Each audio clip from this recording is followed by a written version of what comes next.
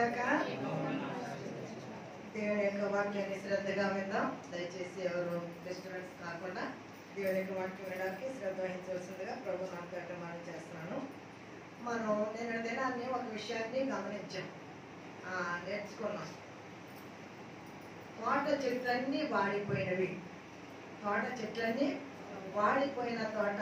నిన్న యొక్క ప్రసంగాన్ని, నిన్న యొక్క వర్తమానానికి పెట్టిన టైటిల్ వాడిపోయిన తోట. తోటలో ఏమన్నాయని చెప్పారని, ఎందుకంటే కొంచెం ఇప్పుడే వచ్చినోడు కూడా అందరికీ నా దినాన్ని రానోడికి కొంచెం ఇంట్రడక్షన్గా ముందుకి 2 మాటలు చెప్పి నేను మన పాటలోకి వస్తాను. తోటలో ఏం చెట్లండి, ఆ పైన మనం చదువుతాం, వాటిలో చదువుతాం. ద్రాక్ష చెట్లు చెడిపోయాను, అంజూరపు చెట్లు వాడిపోయాను, దానిమ్మ చెట్లను, ఈత చెట్లను, జందర చెట్లను, తోట చెట్లన్నీ వాడిపోయాను కదా. నేను ప్రశ్న వేస్తాను, జవాబు మీరు చెప్పేయండి కదా. మీరు బాగా నేర్చుకున్నారు కనుక. ద్రాక్ష చెట్లు ఎవరికి సాదృశ్యం? స్త్రీలకు సాదృశ్యం. Very good. అంజూరపు చెట్లు ఎవరికి సాదృశ్యం? పురుషులకు సాదృశ్యం. దానిమ్మ చెట్లు ఎవరికి సాదృశ్యం? చిన్న పిల్లలకు. ఈత చెట్లు యవనస్తులకు. జల్దర చెట్లు వృద్ధులకు. జల్దర చెట్లు అంటే యాపిల్ చెట్లు. మిగిలిన చెట్టు పేర్లు మనకు తెలుసు.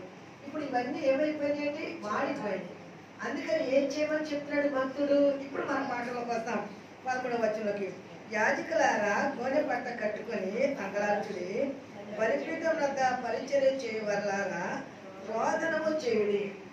యాజకులారా, గోనె పట్ట. ఎందుకంటే నైవేద్యమును పానార్పణమును మీ దేవుని మందిరముకు రాకుండా నిలిచిపోయాడు. ఇప్పుడు దేవుని మందిరములో నైవేద్యం లేదు, అర్పణలు లేవు, దేవునికి బలి అర్పించి ఆరాధించే ప్రార్థనలు లేవు, యాజకులు లేరు. దేవుని మందిరములో ఇశ్రాయేలు దేవుని ఆరాధించే జనాంగము లేరు కనుక ఇప్పుడు ఏం చేయాలి మీరనంటే, మీరు అంగలార్చండి. ఎవరు అంగలార్చాలి? యాజకులారా, గోనె పట్ట కట్టుకొని అంగలార్చుడి, బలిపీఠం వద్ద పరిచర్య చేయవల్లారా రోదనము చేయడం. ఎందుకంటే అక్కడ ఆగిపోయింది. మందిరంలో ఏమీ జరగలేదు. మందిరం తరపున మూతలు వేయబడ్డాయి. ఒకసారి మనం దేవుని యొక్క వాక్యంలోకి వెళ్దాం. 2వ రాజుల గ్రంథం 24వ అధ్యాయం. ఈ యెరూషలేము ఆఖరి రోజుకి వచ్చేటప్పటికి దేవుని యొక్క ఉగ్రత వారి మీదకి ఎలా వచ్చింది అనేది మనం ఆలోచన చేద్దాం ఒక్కసారి. ఎందుకు అంగలార్చాలి? ఎందుకు రోధించాలి? నైవేద్యము ఎందుకు ఆగిపోయింది? అక్కడ పానార్పణములన్నీ ఎందుకు నిలిచిపోయినవి అనే విషయాన్ని గురించి కొంచెం దేవుని యొక్క వాక్యం నుంచి గమనిస్తాం. 2వ రాజుల గ్రంథము 24వ అధ్యాయము 2వ వచనం. యెహోవా అతని మీదకిని తన సేవకులైన ప్రవక్తల ద్వారా తాను సెలవిచ్చిన మాట చొప్పున యూదా దేశమును నాశనము చేయుటకై దాని మీదకిని కల్దీయుల సైన్యమును, సిరియన్ల సైన్యమును, మోయాబీల సైన్యమును, అమ్మోనీయుల సైన్యమును రప్పించను. మనం మొదటి అధ్యాయంలో చెట్టు మీదకి ఎన్ని రకాల పురుగులు వచ్చాయని చెప్పామండి? గొంగళ పురుగులు, మిడతలు, పసర పురుగులు. ఇప్పుడు దీనికి ఎవరు సాదృశ్యం అని చెప్పాను? శత్రువులు. వేరే దేశం నుంచి యెరూషలేము మీదకి వచ్చిన శత్రువులు. ఇదే మనం చదువుకున్నాం. మనష్య చేసిన క్రియలన్నిటిని బట్టి, అతడు నిరపరాధులను హతము చేయటను బట్టి, యూదావారు యెహోవా సముఖము నుండి పారదోలబడినట్లుగా ఆయన ఆజ్ఞలను వారి ఆజ్ఞ వలన ఇది వారి మీదకి వచ్చాను.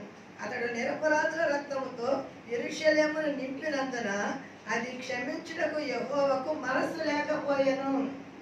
ఎందుకు వాడిపోయింది తోట? ఎందుకు ఎండిపోయింది చెట్టు?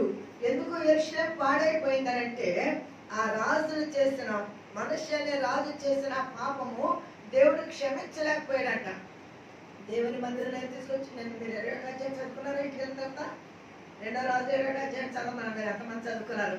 ఆ 21వ అధ్యాయంలో తను చేసిన ఆ భయంకరమైన క్రియలన్నీ ఉంటాయి. దేవుని మందిరంలోకి విగ్రహాలు తీసుకొచ్చి పెడతాడు, దేశం అంతా విగ్రహాలతో నింపేస్తాడు, దేవుని యాజకులందరినీ తోలేస్తాడు, దేవుని ఆరాధన పూర్తిగా ఆగిపోయింది. అందుకనే యోవేలు అంటాడు అట, నైవేద్యమును పానార్పణమును మీ దేవుని మందిరంలోకి రాకుండా నిలిచిపోయాను. దేవుని మందిరం ఆరాధన లేదు, ప్రార్థనలు లేవు, యాజకులు లేరు. ఇలాంటి పరిస్థితుల్లో మీరు ఇప్పుడు ఏం చేయాలి అంటే, దేవుని సన్నిధిలో ఉపవాసం ఉండి, ఇది మన 14వ వచనం కోసం చూడండి. ఉపవాస దినమును ప్రతిష్ఠించుడి, వ్రత దినమును ఏర్పరచుడి, యెహోవాను బతిమాలు కొనుటకై పెద్దలను దేశములోని జనులందరినీ మీ దేవుడైన యెహోవా మందిరంలో సమకూర్చుడి. ఉపవాస దినమును ప్రతిష్ఠించుడి. ఇప్పుడు మనం ఏం ప్రతిష్ఠించుకున్నామండి? ఉపవాస దినాలే కదండి. 45 దినాలు ఉపవాస దినాలు మనం ప్రతిష్ఠించుకున్నాం. ప్రతిష్ఠించుకున్న వాళ్ళు ఏం చేస్తున్నాము? ఆహారం తిన్నాం. ఒక పూట మానేసేవాళ్ళు ఒక పూట, 2 పూటలు మానేసేవాళ్ళు 2 పూటలు. ఎలాగ మీరు చేయాలనుకుని ప్రతిష్ఠించుకున్నారో అలాగ మనం చేస్తున్నాం కనుక ఈ ఉపవాస దినాన్ని ప్రతిష్ఠించుకున్నాం. తర్వాత రెండో మాట, వ్రత దినము ఏర్పరచుకోండి. వ్రత దినము, ఈ దినాలు ఏమంటారండి? వ్రత దినాలు. ఈ దినాల్లో చాలా మంది ఆర్సీఎం వాళ్ళు కొంతమంది చూస్తున్నాం, హిందువులేక వీళ్ళు కూడా వ్రతం పట్టి వేరే వస్త్రాలు వేసుకుని మేము వ్రతంలో ఉన్నామండి అని చెప్పడం. అంటే ఇది పాత నిబంధనలో ఉన్నది. ఆర్సీఎం వాళ్ళందరూ పాత నిబంధనలు ఆచరిస్తూ ఉంటారు కనుక వ్రత దినం అంటే మనకేంటి వ్రతం? నేను మీకు చాలా మంది చెప్తా ఉంటాను, ఫాస్టింగ్ అన్నాకేనా, ఫాస్టింగ్ కాఫీకేనా, ఫాస్టింగ్ టిఫిన్కేనా, ఫాస్టింగ్ ఒకవేళ మనం తీసుకునే డ్రింక్ తాగేవాళ్ళు ఫాస్టింగ్, ఈ 45 తాగుంటారు. సిగరెట్ కట్టే వాళ్ళకి సిగరెట్ ఫాస్టింగ్, అండ్ సినిమాలు చూసే వాళ్ళకి సినిమాలు ఫాస్టింగ్, సీరియల్ చూసే వాళ్ళకి సీరియల్ ఫాస్టింగ్. మంచిదే, ఫాస్టింగ్ అయిన తర్వాత మరలా చేయకుండా ఉంటే మంచిది. కానీ ఇది అయిపోయిన వెంటనే మరలా మొదలు పెట్టారనుకోండి, దీనివల్ల ఏం పని లేదని పసితే అవుతుంది తప్ప కానీ ఫాస్టింగ్ అవ్వదు, దాని ఆశీర్వాదం రాదు. వ్రతాన్ని పెట్టుకున్నారు మంచిదే. ఈ వ్రతం ఎందుకు? దేవుడు మిమ్మల్ని క్షమించి, మీ పాపం నుండి మిమ్మల్ని విడిపించి, దేవుని యొక్క ఉగ్రత నుండి మిమ్మల్ని తప్పించి, నరకానికి మీరు వెళ్లకుండా దేవుని యొక్క రాజ్యానికి వెళ్ళడం కొరకు ఈ వ్రతాన్ని ఏర్పాటు చేసుకున్నారు. అందుకనే మన శిలువ దగ్గరికి వచ్చాము. శిలువలో క్రీస్తు ఎందుకు మరణించారు, ఎందుకు ఆయన రక్తం చిందించారు? మనందరి పాపముల కొరకే, మనల్ని విమోచించి విడిపించి పరలోక రాజ్యానికి తీసుకువెళ్ళడం కొరకే ఆయన పరలోకాన్ని విడిచి భూలోకానికి వచ్చి ఆయన పరిశుద్ధ రక్తాన్ని మన కొరకు చిందించారు కనుక మనము అది జ్ఞాపకం తెచ్చుకుని ఈ 40 దినాలు వ్రత దినాలుగా ఏర్పాటు చేసుకుని ప్రార్థన చేస్తున్నాం. మంచిది. ఇక్కడ రాత్రంతయు చూడండి, రాత్రి అంతయు గడుపుడి, గోనె పట్ట వేసుకుని రాత్రంతయు గడుపుడి. 13వ వచనం చివరి మాట నేను చెప్తాను. రాత్రంతా గడపాలి. రాత్రంతా గడపడం అంటే ఏ ప్రాంతాన్ని ఎంతమంది చేస్తాం? హోలైట్, రేపు హోలైట్ 12 1 గంట 2 అయ్యేటప్పటికి వాచ్యాన్ని చూస్తున్నాం. నిజంగానంటే అప్పుడు చేసేవాడు అండి హోలైట్. మా పిల్లలందరూ అంటే నాకు మీ కొడుకు చాలా మంది ఉండేవారు. వాళ్ళందరూ సాయంకాలం సంతకాడ వచ్చేసేవారు. 7 గంటలకు కూర్చుని వాళ్ళు తెల్లారి మన పొద్దున్న 7 గంటలకి ఇక్కడే స్నానం చేసి కాలేజీకి వెళ్ళేవారు పిల్లలు, వేరే వేరే ఊరి నుంచి వచ్చిన పిల్లలందరూ. ఎంతో సంతోషంగా తెల్లవాళ్ళు ప్రార్థన, పాటలు, వాక్యం ఎంత ఆనందంగా ఉండేదో. అంటే ఆ శక్తి, ఆ యొక్క ఇష్టత, ఆ భక్తి, దేవుడిలో ఎదగాలి, దేవుడి వాక్యం నేర్చుకోవాలి, దేవుడిలో ప్రార్థన చేయాలి, లేదా మనం ఇలా ప్రార్థన చేయడం వల్ల మన భవిష్యత్తులో దేవుడు మేలు చేస్తాడనే ఆశ మరి తెల్లవారు ఉంచేది నాతో పాటు. రాత్రంతయు దానియేలు గ్రంథం 2వ అధ్యాయము 19వ వచనంలో నెబుకద్నెజరుకు కల వచ్చింది. ఆ కళను మర్చిపోయాడు. ఆ కళ భావాన్ని చెప్పమని ఆ దేశంలో ఉన్న జ్ఞానులందరినీ పిలిచాడు. ఎవరు వచ్చి చెప్పలేకపోయారు. రాజు కోపం వచ్చింది. మాంత్రికులు వచ్చారు, జ్యోతిష్కులు వచ్చారు, కల్దీ భాష తెలిసిన వాళ్ళు వచ్చారు, ఆ దేశంలో సైంటిస్టులు, బాగా తెలుగుగలడు, జ్ఞానం అందరినీ పిలిచాడు. ఎవరికి తన కళ కానీ దాని భావాన్ని కానీ చెప్పే జ్ఞానం లేదు. రాజు కోపం వచ్చింది. ఎందుకంటే ఒక దాంట్లో తెలుగుగలడు, ఇలాంటి ప్రశ్నలు ఎవరో వేయలేదు మమ్మల్ని ఏ రాజును. మీరేదో కళ చెప్తే భావాన్ని చెప్తాం కానీ మీకు ఏ కళ వచ్చిందో దాని భావం చెప్పండి. మేము దేవతలమా దేవుళ్ళమా అని దేవతలు తెలుస్తుంది కానీ అన్నాడు. అందుకే రాజు కోపం వచ్చేసి జ్ఞానం చంపేయండి అన్నాడు. దానియేలుతో పాటు నా స్నేహితులు కూడా చంపడానికి వచ్చారు. వీళ్ళు అసలు దానియేలుకి వీళ్ళకి అసలు విషయం తెలియదు, వీళ్ళేం పిలవలేదు. దానియేలు రాజు దగ్గరికి వెళ్ళి మనం చేస్తాడు, అయ్యా కొంత సమయం ఇవ్వండి, మేము మా దేవుని సన్నిధిలో ప్రార్థన చేసి ఆయన ఏం చెప్తాడో, మీకు ఏ కళ చూపించారో, ఏ భావము దానిలో ఉన్నదో అప్పుడు ఆయన చెప్తే మేము మీకు చెప్తాము కనుక మాకు కొంచెం సమయం ఇవ్వండి అని చెప్పొచ్చి ఇప్పుడు వాళ్ళు ప్రార్థన చేస్తారు. ఇప్పుడు ప్రార్థన చదువుదాం. దానియేలు గ్రంథము 2వ అధ్యాయము చదవను. అంతటా రాత్రి యందు దర్శనము చేత కొంచెం పైకి కొడుతున్నాను. తానును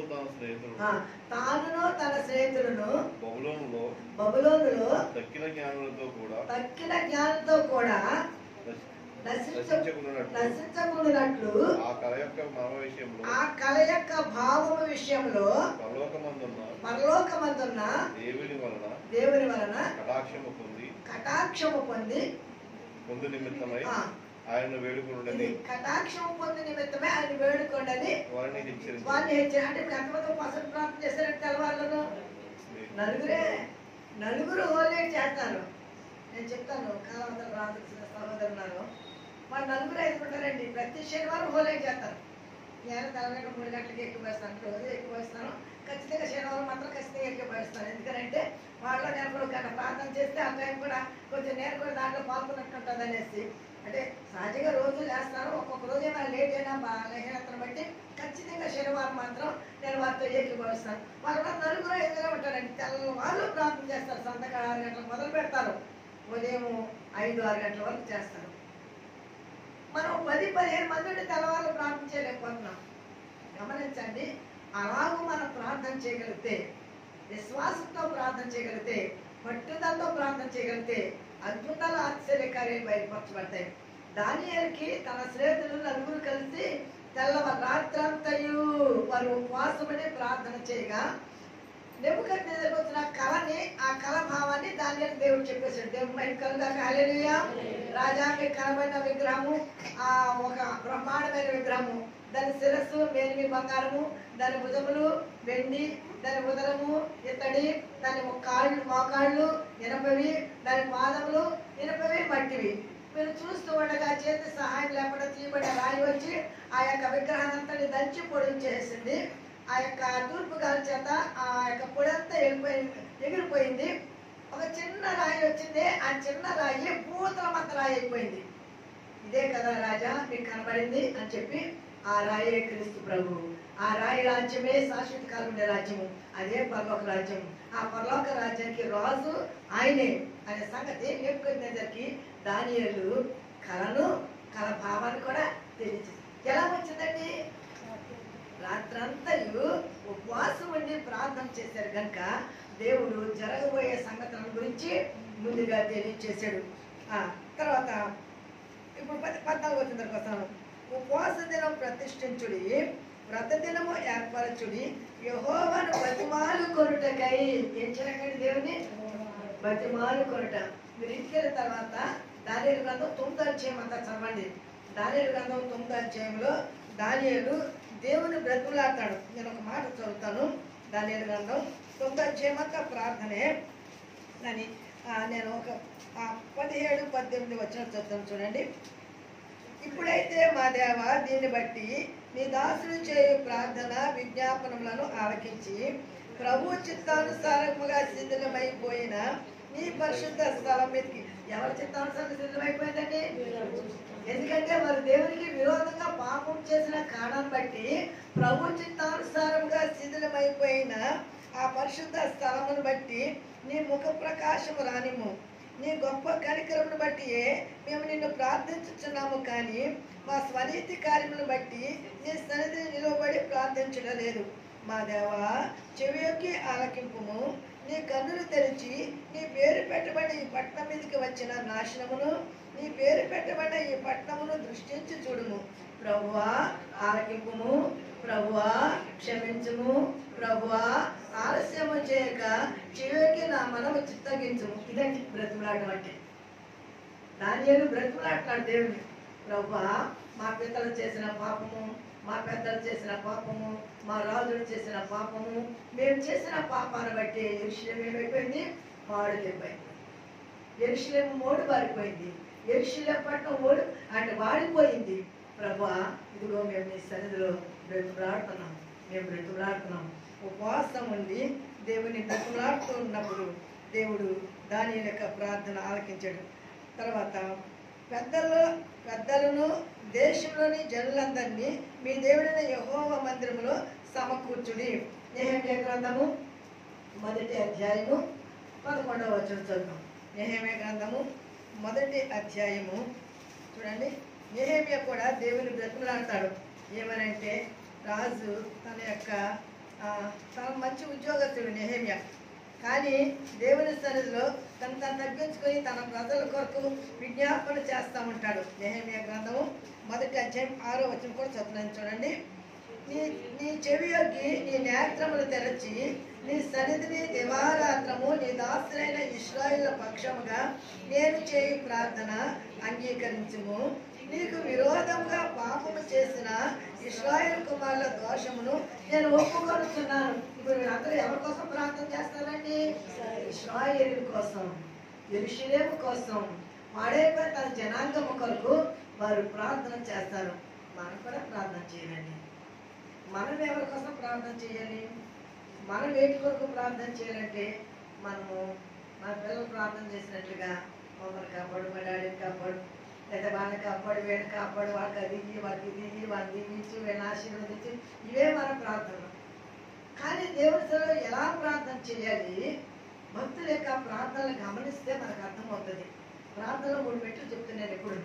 మొదటి మెట్లు దేవుని స్తుతించాలి. రెండవ మెట్లు మన పాపములు దోషములు దేవుని సభలో ఒప్పుకోవాలి. 3వ మెట్లు ఇతరుల కొరకు మన కొరకు ప్రార్థన చేయాలి.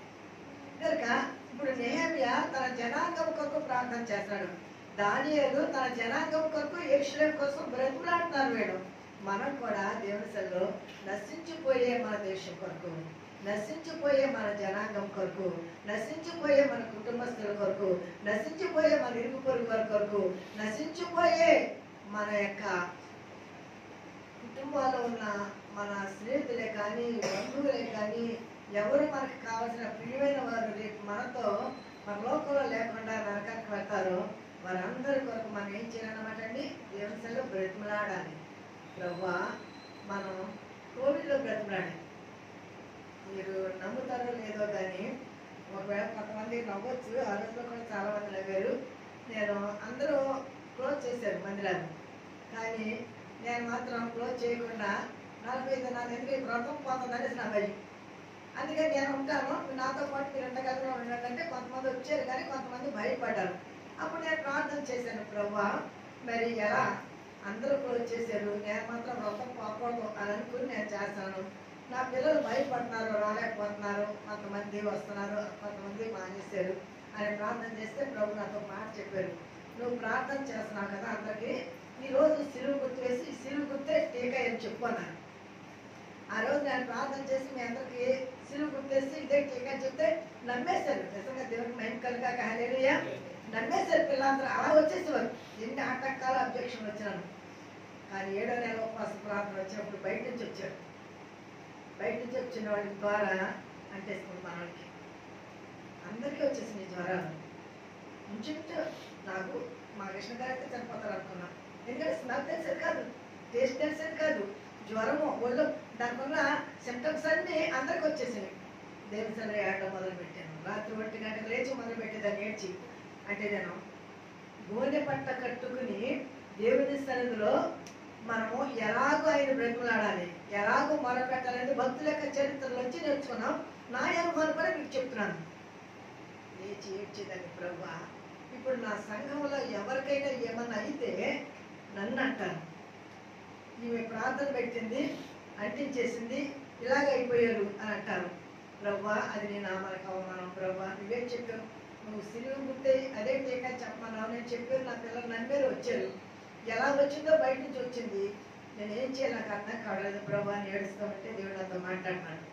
టీకా ఎందుకు వేస్తారమ్మా, ఎవరికి వేస్తారు టీకా అని అడిగినాను. పిల్లలకి వేస్తారు ప్రభువా అన్నాను. ఎందుకు వేస్తున్నారు, పోలియో రాకుండా ఉంటానికి అన్నాను. అంటే మరి జ్వరం రాదా అన్నారు. ప్రభు మాట్లాడతారండి శుచిగాను. నాకు ఎన్నిసార్లు ఆయన మాట్లాడి మాట్లాడు నా హృదయం నిండుగా ఉన్నాయి. పోలియో రాకుండా వేస్తారన్నాను. మరి తర్వాత జ్వరాలు రావా పిల్లకి అన్నారు. వస్తాయా, మరి పోలియో వస్తుందా? రాదు. ఎందుకంటే ఒకసారి టీకా ఇస్తారు కానీ జ్వరం వస్తుంది. ఎందుకంటే జ్వరాలు అందరికీ ఉన్నాయి కనుక ఆ అంటుకునే కనుక జ్వరం వస్తుంది కానీ పోలియో రాదు.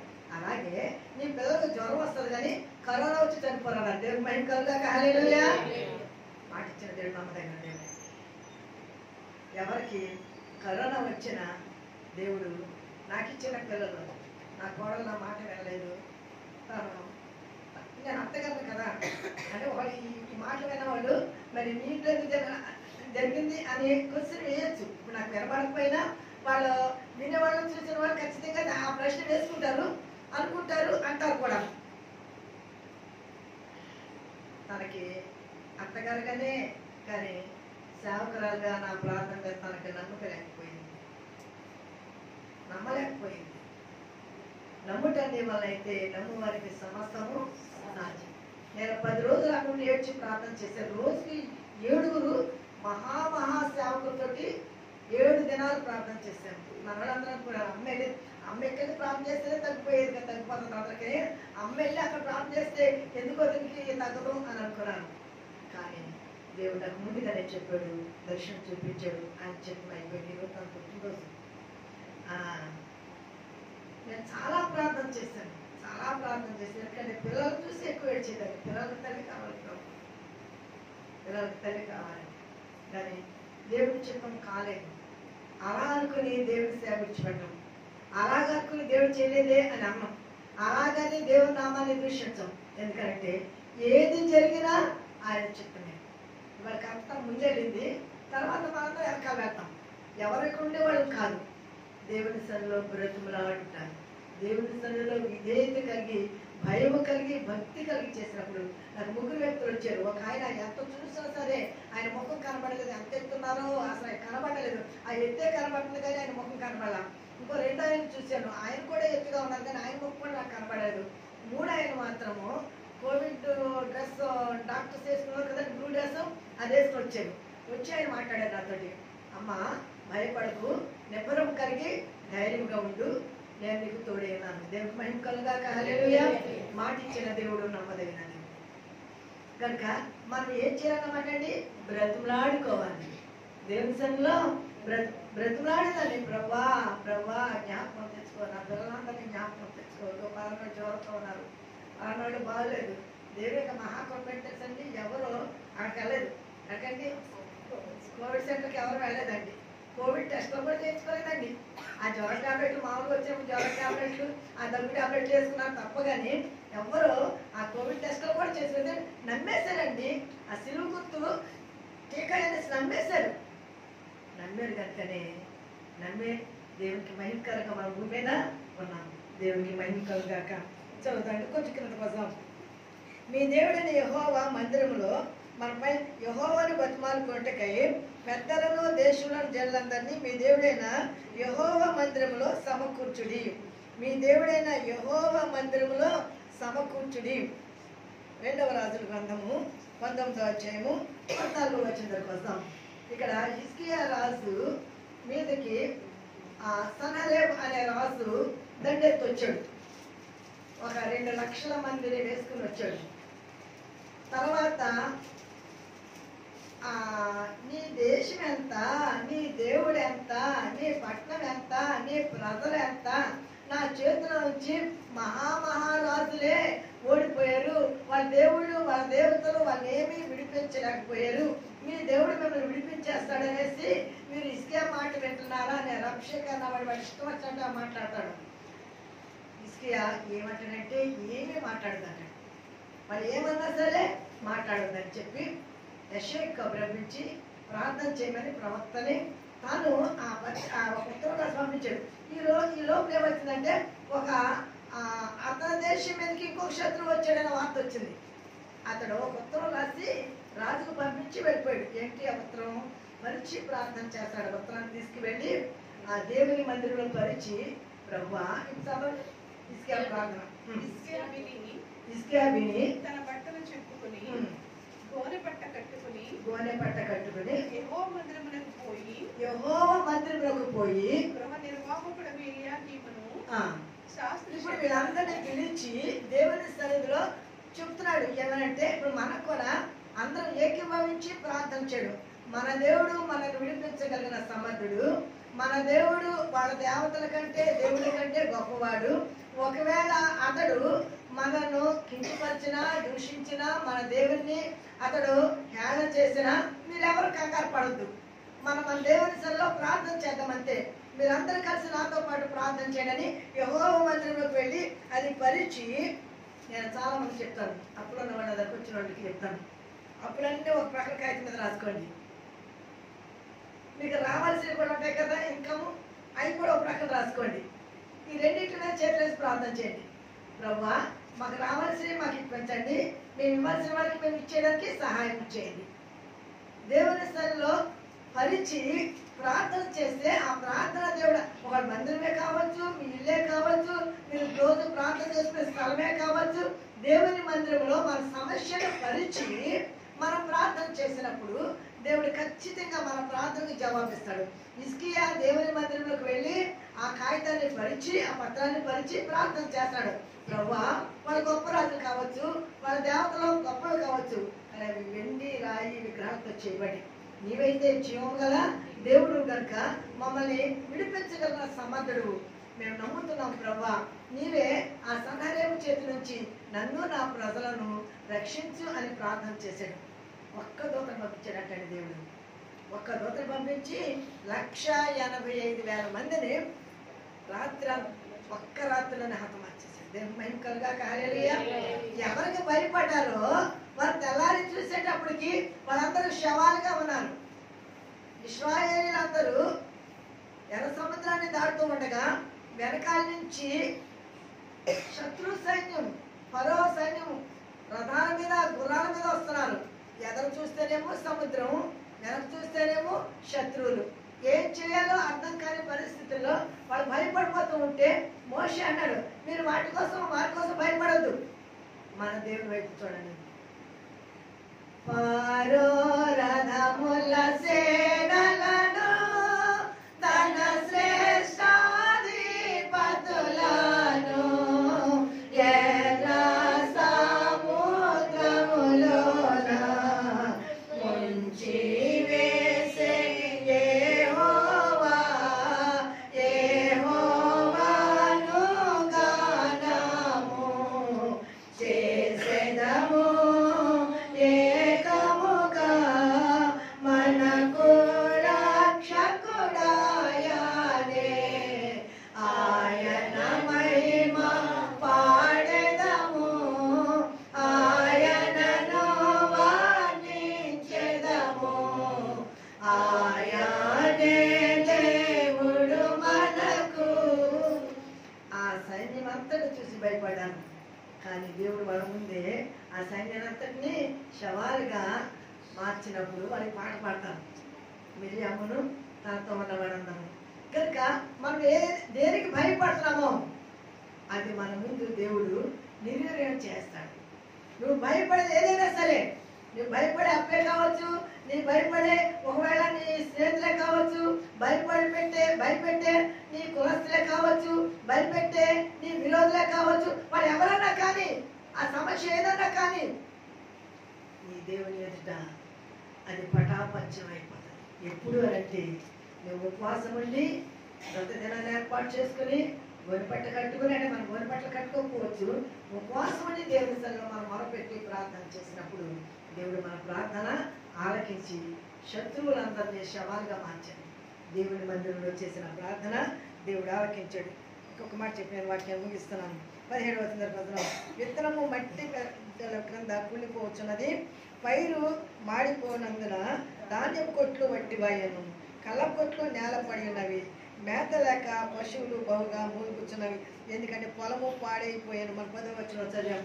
ఇప్పుడు ఎందుకు అంటే ఇశ్రాయేలులు దేవునికి విరోధంగా జీవించినందుకు, విగ్రహాలకు దేవుని నామానికి అవమానంగా వారు దేవునికి ఆయాసం కలిగించిన కారణాన్ని బట్టి పంట పండింది, అగ్ని వచ్చంతా కాల్చివేసింది.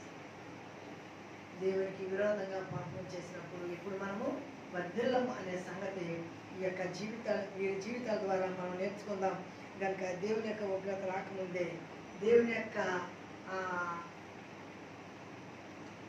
కోపము, ఆయన ఎంత జాలిగల దేవుడు అంత రోషం గల అనుకుంటాం. కరుణామయుడు, కృపమయుడు, ఎప్పుడు క్షమిస్తాడులే, ఎప్పుడు ఇలా పాపం చేసుకుంటేనే జీవిస్తాం అని అనుకుంటే దేవుడు ప్రేమిస్తాడు,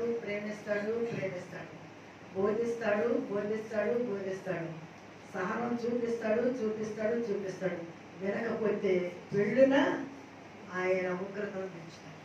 ఆయన రాకముందే మనం మారు మనసు పొంది ప్రభు కొరకు జీవించడానికి దేవుడు తన కృపా సహాయం మాకు అందరికీ అనుగ్రహించను గాక.